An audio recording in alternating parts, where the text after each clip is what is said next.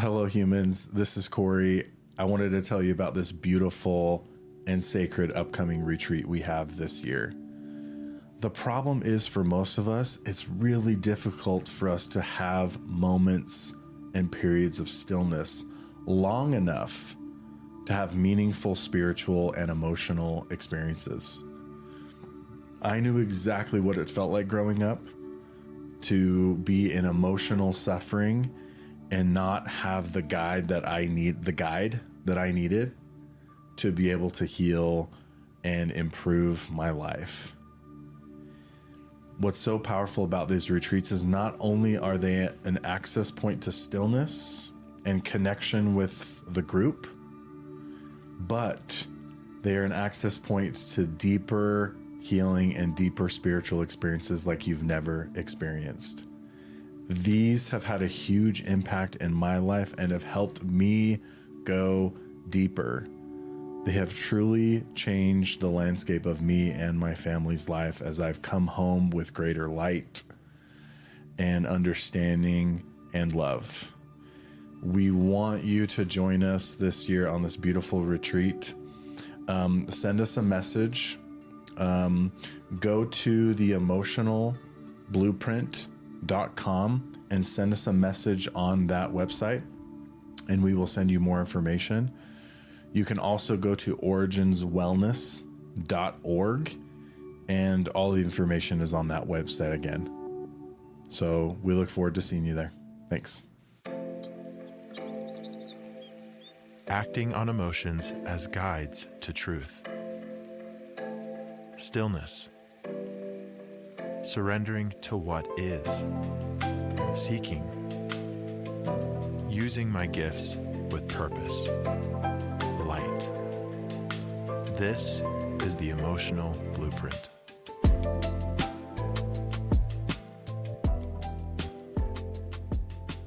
Feeling a lot of gratitude today. What a beautiful thing just to breathe and be alive. And I'm also very grateful for my job. There's been some really cool themes. There's been some really cool topics that have been coming up inside the therapy office. And it has felt important to talk about some of those. So that's what I'd love to do.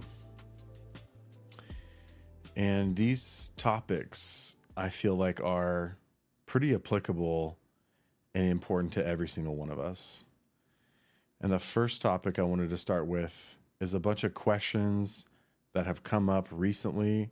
And the first topic is attachment and what the difference between attachment and connection is and why that's so important. So connection as an adult is a really, really good thing, but attachment is not. And so what does it mean to be attached? Well, an attachment is I need someone or something to give me balance or happiness in my own life. Okay, so I'm needing something external to help me to feel better about myself. Why is it important to talk about this? Well, attachment, this need for someone or something else, is the root cause of all suffering in life. That's why it's important. Why is attachment the root cause of suffering in life? Well, because nothing outside can ever fulfill what we need inside. That is up to us and our own spiritual connection. That is the light of life that cannot be given to us from a thing or people or things. Now, people can play a role in helping us realize, for example, that we might be attached, or we need to focus more on cultivating our own happiness, but they can't actually give it to us. Now, this is important because this is only applicable as adults. Attachment is really necessary and important for babies and kids. And this is why kids and infants and teenagers are so vulnerable, because they need to be attached. They have an emotional need to be connected to their parents. And then if they don't get that, then it affects them in their life and they carry that into adulthood. And this is kind of where attachment styles come from. The root of an attachment style is, if you're avoidant attachment or one of the other ones, it's the root of any attachment is what I needed from my parents growing up emotionally, and I did not get that. And so I'm having these emotional habits and these emotional reactions and patterns that are playing out in my current relationship. Okay. So attachment, this need for someone or something outside of me to create balance or happiness, always negatively affects relationships too.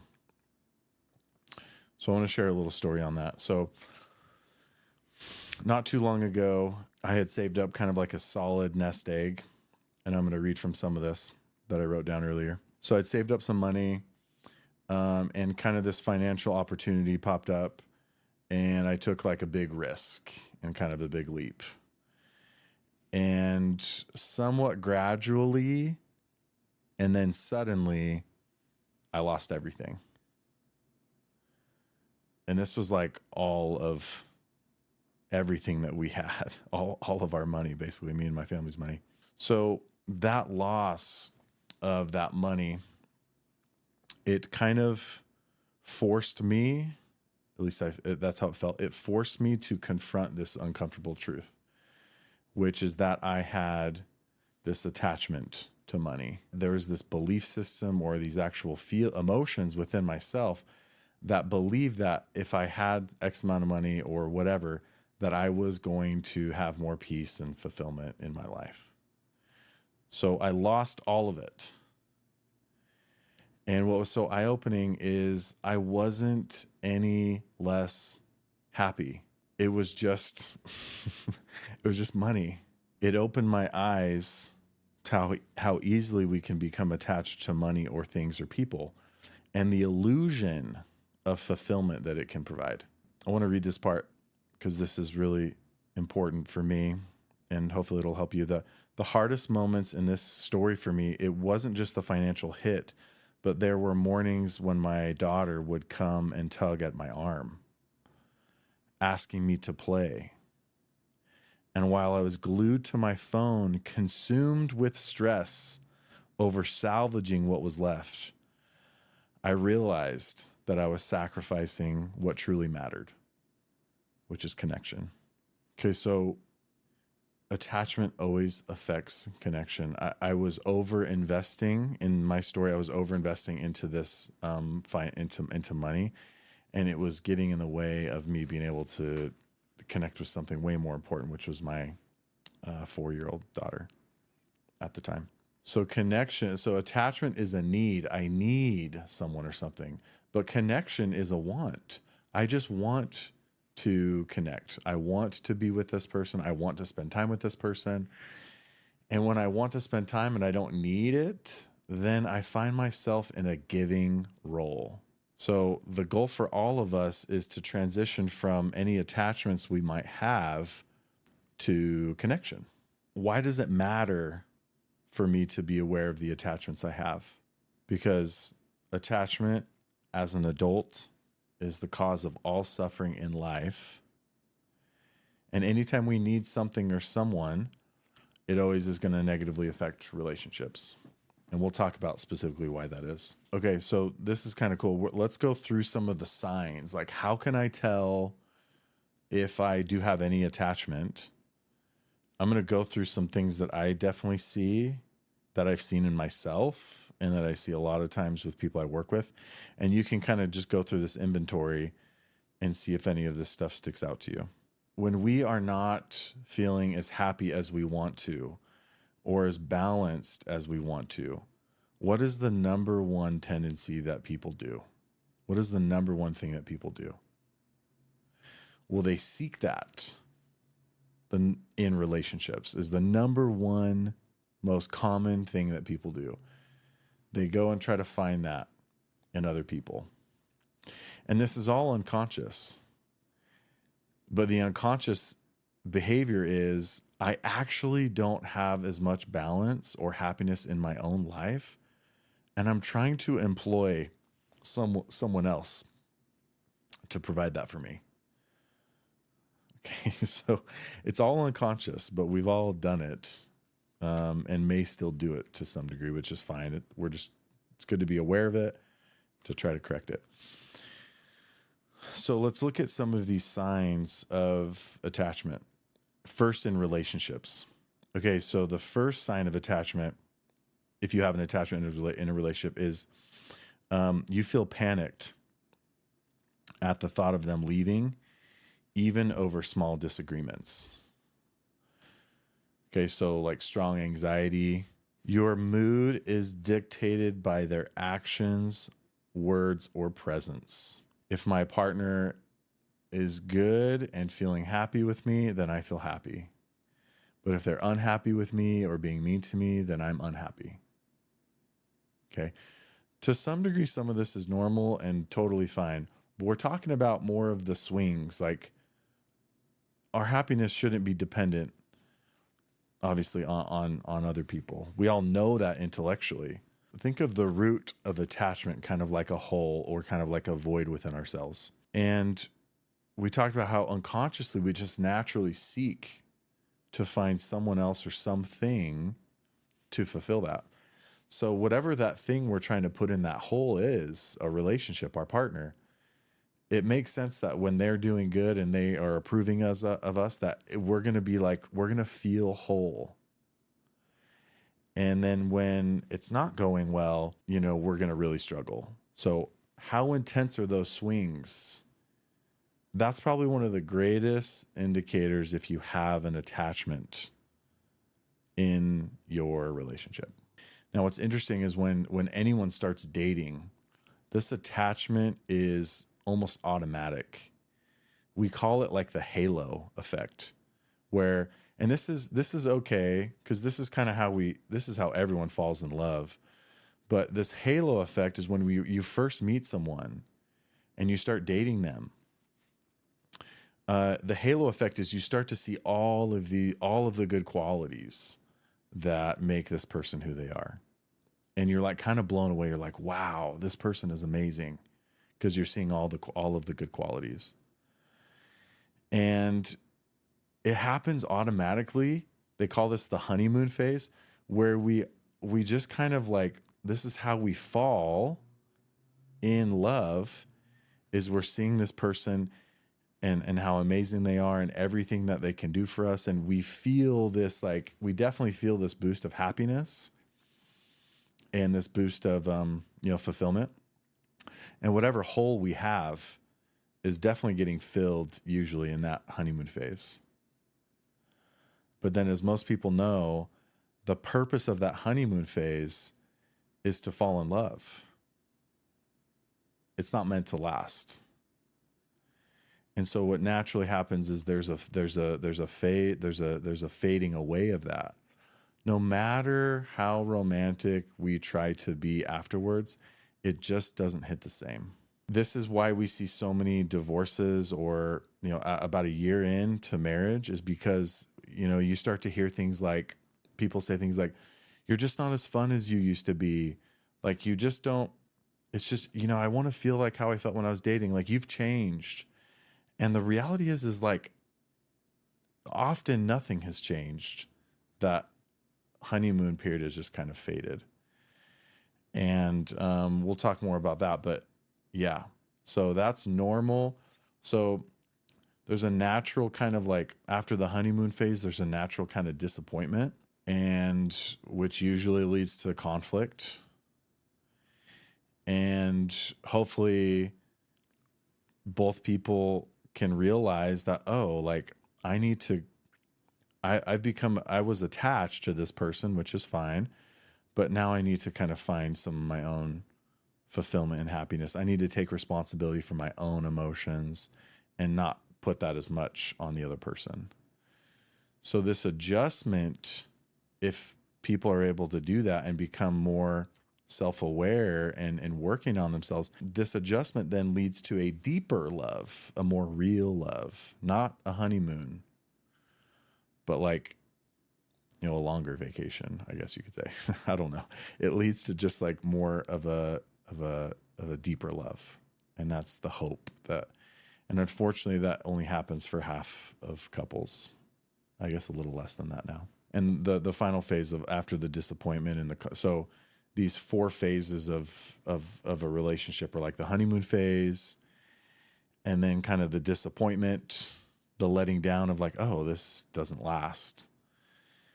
And then after disappointment, there's added more conflict. And then hopefully after the conflict, there is acceptance and looking inward. Other signs that there's an attachment. This one's really common. I see this all the time. You prioritize someone else's needs or lifestyle over your own, even when it goes against your values. That's the key. There's nothing wrong with sacrificing a little bit, but if it starts to go against like you taking care of yourself and doing what you need to, like emotionally checking in and maybe having kind of some spiritual time and some physical time, you start sacrificing that. That's a sign of attachment. Obsessive thoughts is another one. This other person or friend dominates your thinking. You're always thinking about them, making it hard to focus on anything else. That's a form of attachment. To some degree, there might be a belief system or a deeper root there that if I invest more into this other person, it's going to create more happiness in my life. That's just false. We want that to come from a place of connection. I want to invest in this other person because I want to help them or give or be there for them. Like that is the goal of the attention. But that's not really truly the intention of us unless we have this security within ourselves. And we'll talk more about that. Okay. Jealousy and control. You feel anxious when they interact with others and you try to control their time and attention. You tolerate things that make you uncomfortable just to keep them close. So basically you start avoiding your own emotions. You discount how you're feeling. This is a huge indicator for a unhealthy attachment is I'm having these negative feelings come up and I say to myself things like, oh, it's not a big deal. Oh, it doesn't matter. We just kind of push them under the rug. And that creates even more of an attachment. We start to rely more on the other person because we're not dealing with our own emotions and have balance. And so we are employing them to do that more. And that always obviously creates more stress and strain on the relationship. More of my, it's pretty even, but I talk to a lot of men. I want to talk about the woman side too, but the men's side of what I hear from a lot of my male clients is I'll often ask the question like, hey, like, what are some of the things that are really important for you to look for in a relationship? And one of the common things that men say across the board generally is, I want to find a woman that is like motivated and that is like driven and has kind of some of her own stuff to do, her own hobbies. Why is this so important for men? Well, because men fear what we're talking about. Men fear that the woman will become attached to them or dependent on them for their own happiness and fulfillment. And then with that comes more criticism, like you're never there for me, da da da da. And that's and then that conflict and that friction, that's one of like men's big fears. For sure. That's also true with women. That's what, we see that a lot with women too. And neither man or woman wants that. And I think the other thing, maybe to give it some balance on the female side, it's like, what's one of the things as a woman that I hear a lot? of what you want in a relationship, woman, in your man. And one of the top things that I hear women say is like confidence. I want to feel comfortable around them. I want to feel like they're confident. I want to feel like they can support me emotionally and financially. These are all common things that we hear. So it's kind of the same thing. Like I want a guy that like has his stuff figured out, that can be kind of like a rock, that can like be there for me, that can like support me. And so as a man, we can't support the woman if we have these unhealthy attachments, because remember, instead of giving, we are needing, so it really, it creates that strain. And probably the last one that's worth mentioning on what are some signs of attachment in a relationship is this kind of like feeling addicted to someone else. This is really kind of like celebrated or accepted, or I think a lot of people like think they want this, like, oh, I want someone that's just obsessed with me, or, oh, I just really want to be obsessed with someone else. Again, in the honeymoon phase, like that's fine. But if that's how it like still is, like, and don't get me wrong, like I think, I think there's this fantasy of I really do want that. But trust me, if your partner is obsessed with you, they are relying on you for their balance and happiness. And yes, in a heated, intimate moment, that might be awesome, great sex or whatever. But then what happens the next day or the next couple of days? Like, you can't ever fulfill what they need to be happy. And so it's always going to lead to conflict and negativity. So anyways, so, when you feel addicted to someone, the relationship isn't healthy, but you can't seem to step away. I know that's really fascinating. I've heard a lot of people say this. I know that this relationship isn't good, Corey, but like, I just can't seem to leave. What's happening in that moment? How can somebody know that it's right for them to leave a relationship, but still not do it? There's many reasons, but one of the main reasons why this happens is because I logically know that this person is not good for me, but emotionally I am attached to them. Meaning there's my emotions, my past stuff, my pain, whatever, are driving me to this person, and I just can't let go of that. And unfortunately, what always happens is that somebody continues to get hurt over and over and over again until the hurt is just so intense, until something crazy happens where, the relationship just kind of ends itself. So I've seen people go through that for years, and it is like true suffering. So what can you do if a relationship isn't good for you, but emotionally you just can't seem to get out of it? There's no easy answer, but you have to trust. You have to recognize that the goal is to recognize that I have an unhealthy attachment emotionally to this person. So I can't make a decision based off of what my emotions are saying. I have to override that by what my wisdom or my wise mind is trying to tell me. And you have to, I get it. It's really hard because if you choose to end the relationship, then it's going to be really difficult emotionally afterwards. But that cleanup is way easier than, years of being stuck in it. Okay. So let's switch gears. Let's talk about, we've been talking about unhealthy attachments to relationships. How can I tell if I have an unhealthy attachment to a thing? Well, I shared my story a little bit about this attachment that I have had, or maybe to some degree still do have, hopefully not, to money. And one of the best ways you can tell if you have an attachment to a thing, and this also applies to relationships, is I'm investing too much. I'm thinking about this too much. I'm just putting too much energy into this thing. It's consuming me. It's taking up too much of my time or energy. And I can't seem to like stop it. That is an attachment. What's happening is there's an unconscious perception that if I engage in this thing, video games, pornography, money, whatever it is, if I engage in this, that it is going to bring me some form of fulfillment or happiness. Okay, so, and remember, all those things are external.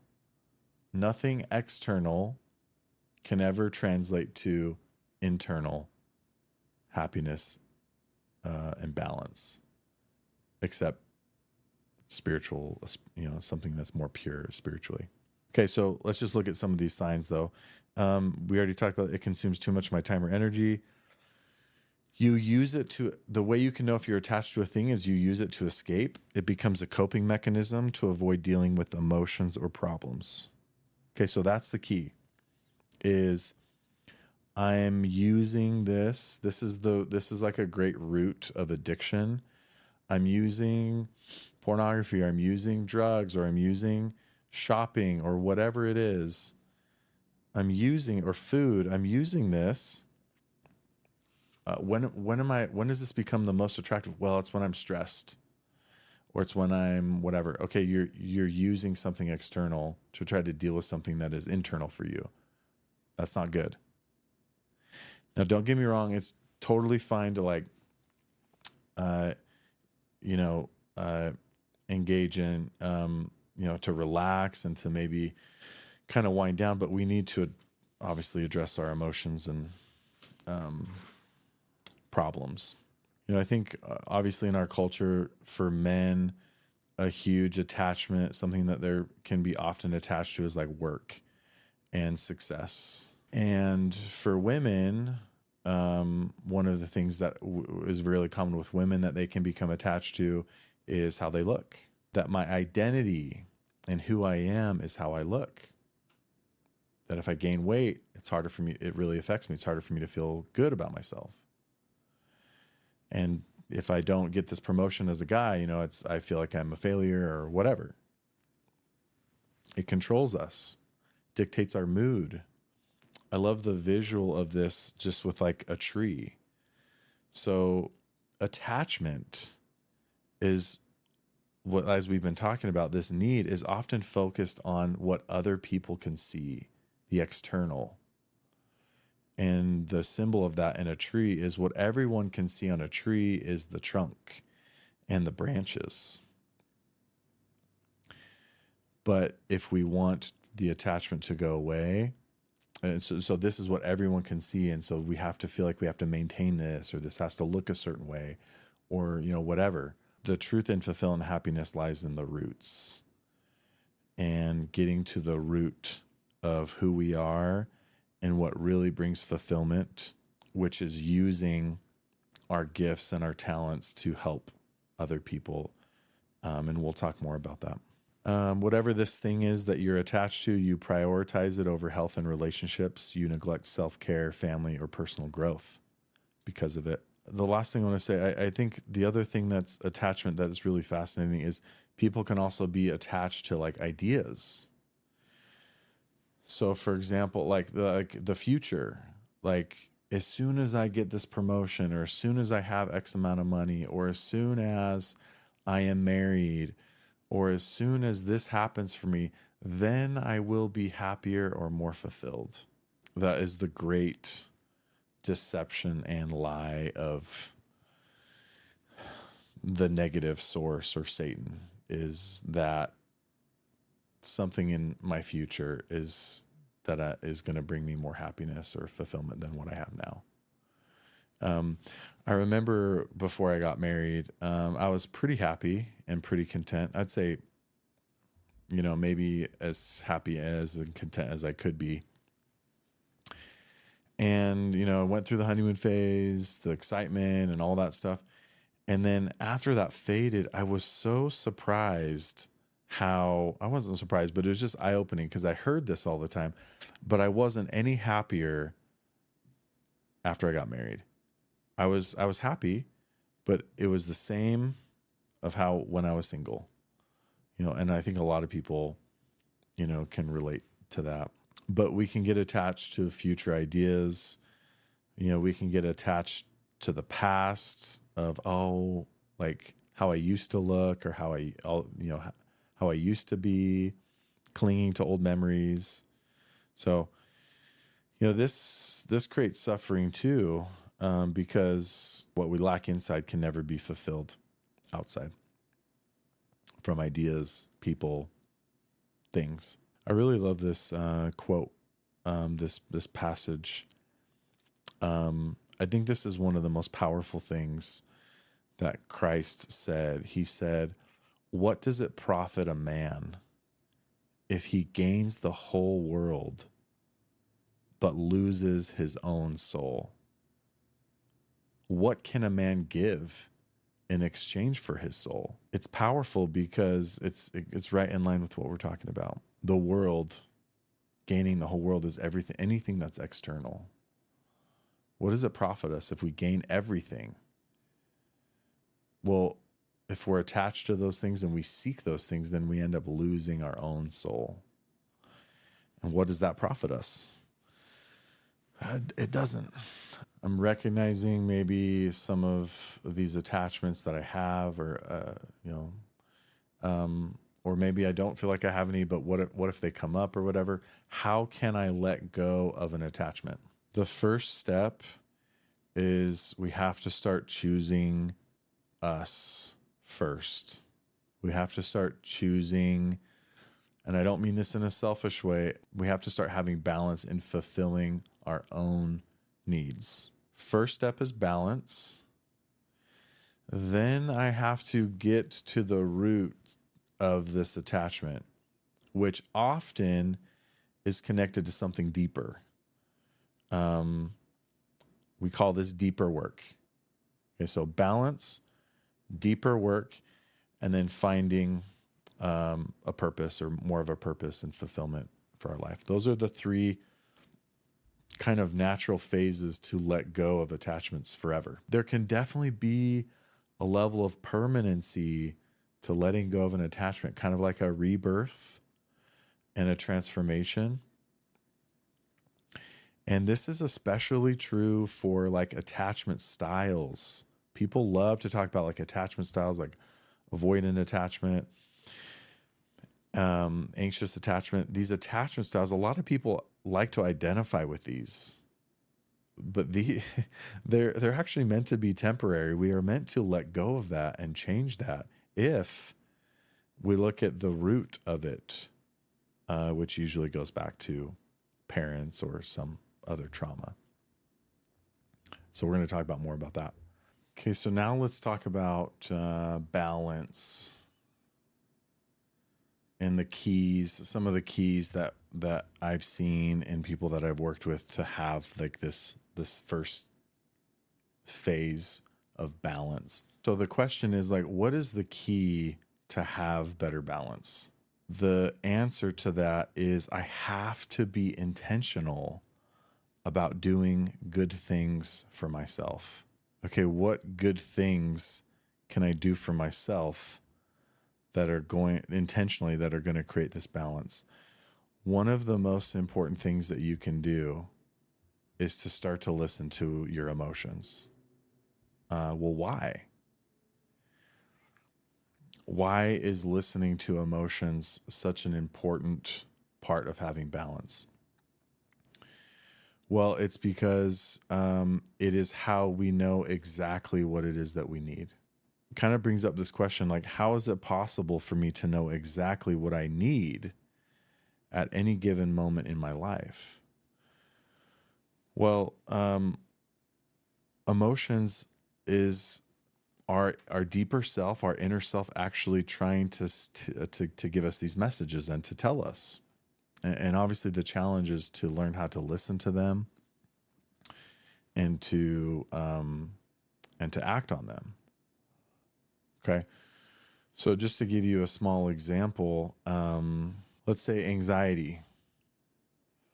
Okay, so let's say you've been noticing, oh, okay, the emotion is anxiety.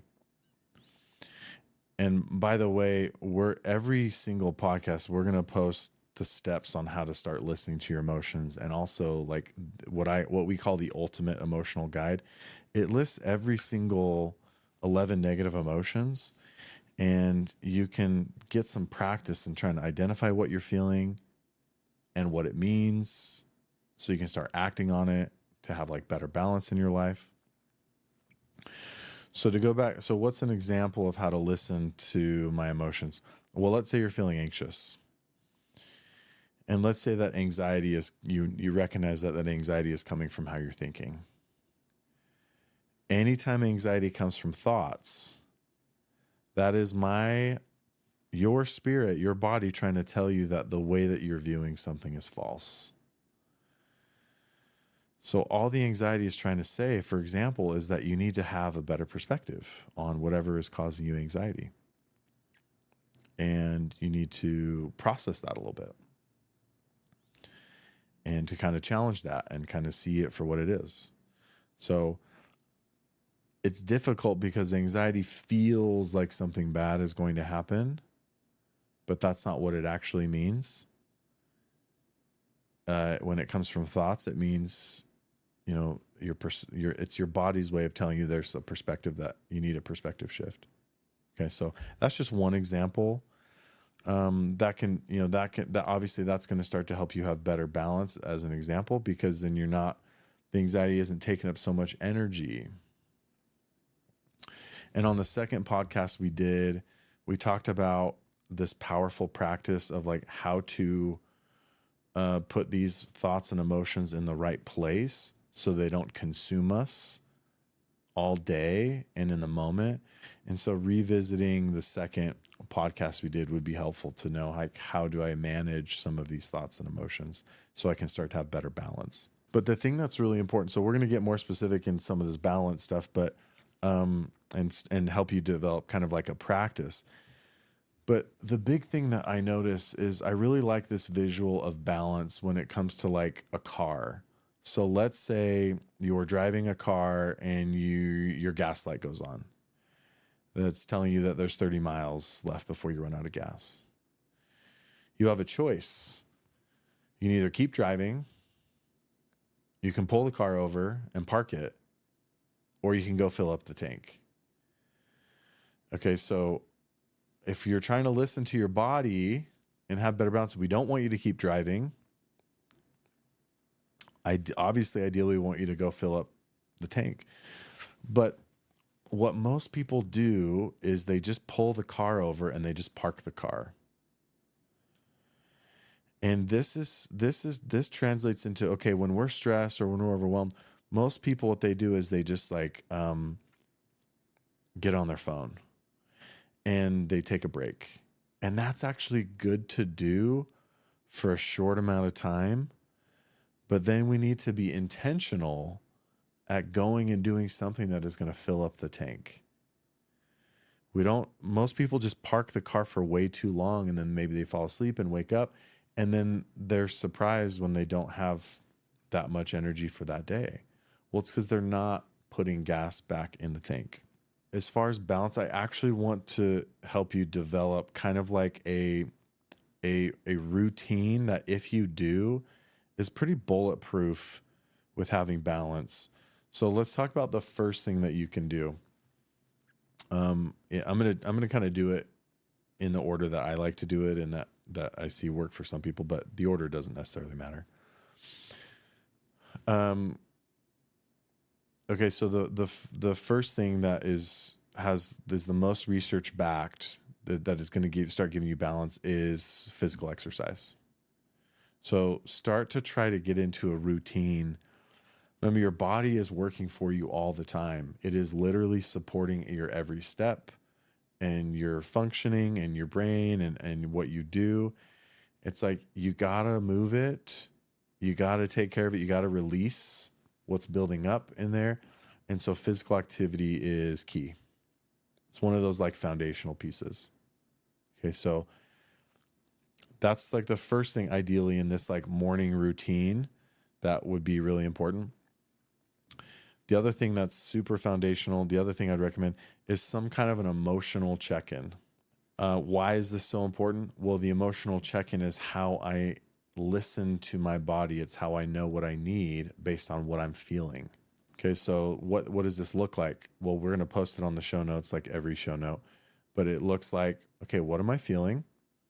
Okay, it's anxiety. What does it mean? Oh, that's my body telling me that I need to have a better perspective. And then I spend some time like doing that and listening. Attachment is very rooted in avoidance. So I mentioned on one of the other podcasts that the cause of all suffering in life is also connected to avoiding thoughts and emotions. So this emotional check-in is key. If you want to avoid more suffering in your life, you have to take time. You have to take time to check in with yourself and to look at what I'm feeling and what it means. Okay. The other foundational piece to balance and a routine is, we've talked about this so much on the podcast, is the vital importance of having some kind of a spiritual practice. Again, going back to what Christ said, I love what he said. He said, no man can live by bread alone. Okay, our physical body can, but we are made up of a physical body and a spirit body, you could say. And both of them need to be fed. Both of them need to get food and to be maintained. And so everyone seems to understand how to do that on the physical, because it's easy, because we can see it, it's tangible, but it's a little bit more abstract on like, how do I actually feed my spirit? How do I actually have a really good spiritual practice? The core element of who you are spiritually and who I am spiritually is a student. Everyone's spirit deep down is a student. The student needs to learn. The student needs to seek. Okay. So the importance of having time to learn and to read something of value. I'm not talking about a novel, a romance novel. I'm talking about scriptures, or I'm talking about books that are, that have a little bit more depth or self-help elements to them, like learning something about you and your journey.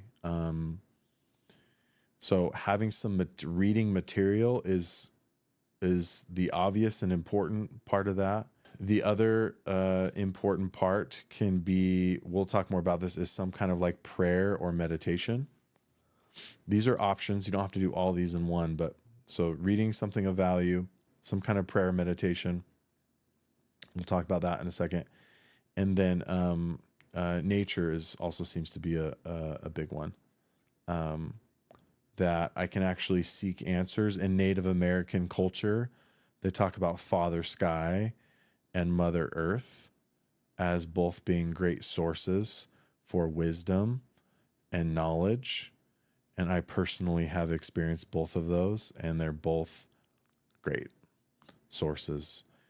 And you seek and you direct your questions to any one of those sources that feels the most comfortable to you. And so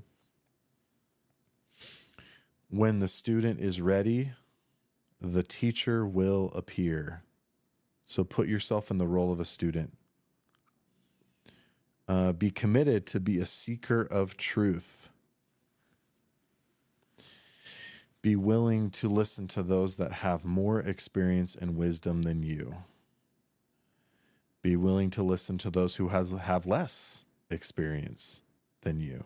We're still on the topic of balance. Let's talk about presence and the importance of like being present or still. What does it mean to be present or still? For the most part, it means to really be fully where we are at. And for the most part, we cannot fully be where we are at if we are thinking in the background. Unless we're planning, or unless we are reflecting, or unless we're solving a current problem, we can't really fully be where we're at if we're thinking. The importance of when we're with other people, we're really still and we're practicing just really listening, avoiding what to think about, avoiding any thoughts really while they are speaking. And then when we're alone, we're being very gentle and intentional with what we're doing. We're not rushing things. The nature of the mind is to rush. The nature of thoughts is to be in a hurry. The nature of thoughts is to get lost in doing. In esoteric tradition, Satan, or the evil source, the monster, whatever you want to call it, in esoteric tradition, Satan represents thoughts. Okay, so there's a lot of truth to that. There's this French philosopher who said, all suffering in life stems from someone's inability to sit quietly in a room. I don't think that's the cause of all suffering, but man, there's a lot of truth to that for sure. Thinking is the great cause of suffering, attachments, and avoiding thoughts and emotions. Okay, so why is watching our thoughts and thinking less, why is that so important? Well, because we do not control the thoughts that come into our mind. We only control if we hold on to them or not. And if we're drifting and if we're not intentional with what we're doing, if we don't have balance in our life, then the thoughts sneak in. And these thoughts can actually turn into mini attachments. They can turn into these mini beliefs like, oh, you need to if this date goes well, it's really important it creates like pressure and fear and attachment. And it's definitely we will face that our whole life. So being present and being still and having that trying to be a practice for us is super key. So how do I actually incorporate being more present into my practice? I would say 2 suggestions. The first is, as part of your morning practice, I would recommend, honestly, just 2 minutes. Just 2 minutes of you being still, or 2 minutes of meditation where you're not thinking and you're just paying attention to your breath and you're just sitting. Just do it for 2 minutes. That is a great grounding practice. And that's a great way to kick off, any kind of spiritual practice, whether then you read something or go into nature, or then you pray and meditate further or whatever. That's a really great. So 2 minutes of that every day. And I need to get better at that.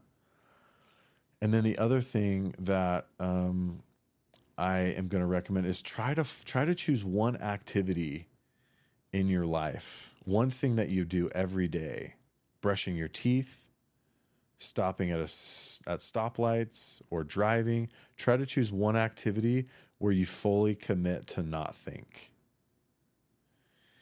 And you just commit to actually be.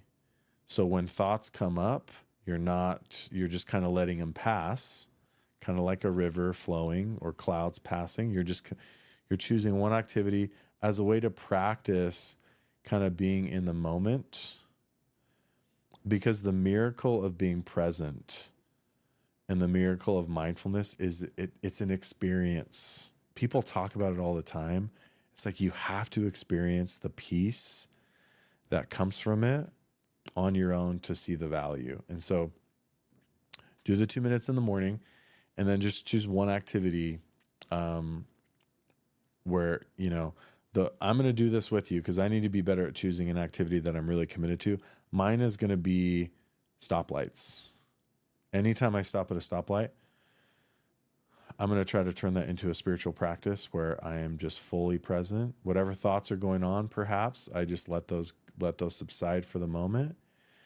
and I am just breathing, and I'm paying attention to my breath while I'm, at the stoplight for however long. So I'm going to do this with you. I love, I'm throwing out some biblical sayings today, but I love this Bible passage. It says, in your patience, possess you your soul. Okay, what does that mean? It means when we are patient, when we are balanced, we are in control. We possess our own soul. But as soon as we get out of balance, which is okay, or we start letting our mind drift and think about random stuff, then we're actually not in possession of our own soul, which is kind of scary when you think about it. Someone else is in possession of it. Something else is in possession of it. We're not in possession of it.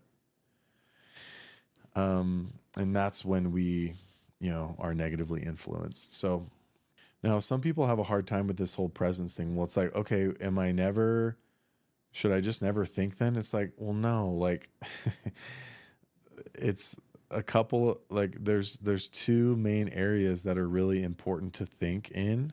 Well, I guess we could say three. The first is we need to reflect. It's important to reflect. And so that can be this emotional check-in. The second benefit of having the ability to think is planning. It's important to plan. And then the third is like just solving current problems that come up, like you're driving and you get a flat tire. Okay. The current problems is kind of obvious, so we don't really need to talk about that very much. But what you need to do is you need to have a set time where you are planning and a set time when you are reflecting. The reflection this can all be a part of your morning routine. So let's just put together this full morning routine. If you want to just have this awesome morning routine, then let's put all of this together. Okay, so the first thing, physical exercise. 30 minutes at least is ideal. The second, you do your emotional check-in. What have I been feeling lately? Have I written anything down have I made any notes of negative emotions that have come up that I need to revisit? Okay, I'm going to do it during this time. Okay, so and then process a little bit. That can be, 15 minutes, maybe 10. And then your spiritual practice of a couple minutes of stillness and learning something. I think the goal is to have this be 30 minutes at least of the stillness and the seeking practice.